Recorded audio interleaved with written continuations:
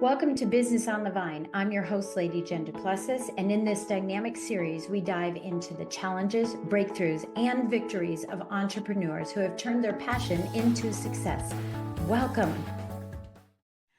Hey there, it's Lady Jen Du Plessis. I want to talk to you today on a Jen's Jot about carrying versus carrying. Caring versus carrying. So often I hear loan officers and realtors, a lot of salespeople, quite frankly. I coach business people too. So I hear this in sales quite a bit is that, I lost the deal. I lost the deal. And we look back on that and kind of get deflated. It puts us off kilter for the rest of the day, maybe even the week, as I put 5 months into that client. And then they went someplace else for not even a 16th of a, difference in the rate, which I know doesn't exist. But, I think it's really important for us to care about how we performed, right? Did our professionalism show through? Did we answer the questions that the client had? Did we show client-centric actions as opposed to self-serving actions? And if the answer to these and many more questions around that is that we showed care, and I always say, if you care more about people than you do about cash, the cash will come. I promise it will. And we've all had situations where, we worked our tushies off and they went someplace else, and that's fine. I've got strategies for that, by the way, on what to do next. But I first want to just say that show people the care. But then if they decide to go someplace else, if they do something during the process, which I had plenty of clients do, even after you tell them the do's and don'ts, right?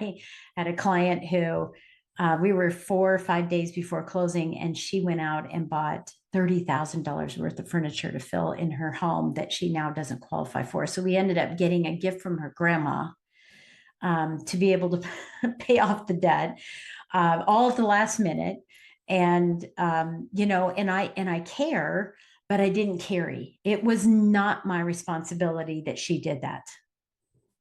And so often we feel like it's our fault. I had another client, I remember sitting at the closing table, and this was a builder situation. And they said, has anything changed in your application? He said, yeah, I bought a Porsche, and his payment was 900 and something a month, and he didn't qualify. We didn't close. And I thought, oh, it's my fault. It's my fault. I should have checked. I should have asked. I should have continually asked. Now, remember, as a builder situation, we could be anywhere from 3 months to 6 months out, right? I should be asking him every day, don't buy anything. Did you buy anything? Don't buy anything. What's your credit card like? And I took all the blame, right? I was carrying it, and it was weighing me down, and I was losing other opportunities because that negativity was pushing people away, right? It's that push energy versus that pull energy that I've talked on another Jen's Jot on. And I learned that I can't carry the responsibility of everyone else's actions and decisions. And some will, some won't. So what? Keep moving. Don't continue to let it. If someone decides they're not going to work with you, and you've done a great job, and you've been professional with them, keep moving along. Don't carry it, because it will affect more business down the road. And then you'll find yourself circling the drain. And we definitely don't want to do that. So this is a very quick Jen's Jots about care, but don't carry the responsibility of what other people and their actions are. Let it go so you can grow. Leave it behind you. Get out of the chaos. Find calm. It's okay. That's part of business. I think sometimes we forget about that in the lending business, is that getting a no and being rejected is part of our business. But getting the yes and being accepted is why this is such an addicting business, because there's no other business where you can make this kind of money.